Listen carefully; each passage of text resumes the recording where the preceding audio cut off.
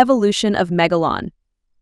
In the 1973 movie Godzilla vs. Megalon, a 180-foot Megalon is worshipped as a god by the people of the subterranean kingdom known as Seatopia. Megalon superficially looks like a hybrid between a cockroach and a rhinoceros beetle, though he stands upright.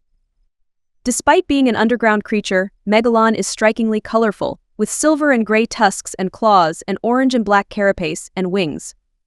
The monster is capable of flying, burrowing, and swimming at great speeds.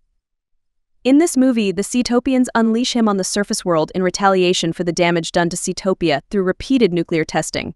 During his attack on the surface world, Megalon and Godman come into conflict with Jet Jaguar. Later, Godzilla joined Jet Jaguar in battle. Megalon's battle tactics seem to be deficient in terms of strategy, as he never once uses his lightning horn beam against Godzilla or Jet Jaguar. Also, he seems to enjoy charging at both his enemies headfirst, yet all said enemies had to do was simply step out of the way to avoid him. Without Godman by his side, Megalon would probably not have lasted as long as he did during the movie's climactic last fight. Eventually, Godman fled, and Megalon retreated back to Seatopia. In the TV show Godzilla Island, Megalon appears as one of the Zillion's minions. After several team-ups with Betra, G-Guard threw him into prison with Destoroyah, who became his ally for the rest of the series. In the 2004 movie Godzilla, Final Wars, Megalon makes a brief appearance as a toy, alongside other monsters.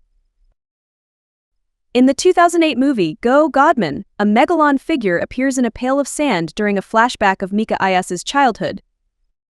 Megalon comes back in the short movie Godzilla vs. Megalon, released to celebrate the 50th anniversary of the character, where he is summoned to fight Godzilla after his victory over Godman in the previous short Godzilla vs. Godman Rex.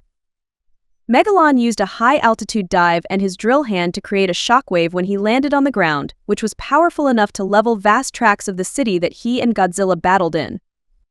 After being revived, Megalon immediately merged his drill arms together to form a large lance-like drill and flew right into Godzilla in an attempt to drill into his chest while forcing him across the city. Though the attack failed to penetrate Godzilla's skin, it did leave a huge burn scar on his chest.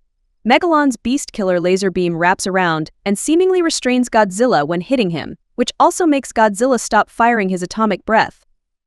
Megalon was outsmarted every time and overpowered by Godzilla, despite the Monster King having only 30% of his normal thermonuclear energy. Eventually, Godzilla incapacitated Megalon by breaking his horn off and killed him by cleaving him in half with his special state atomic breath.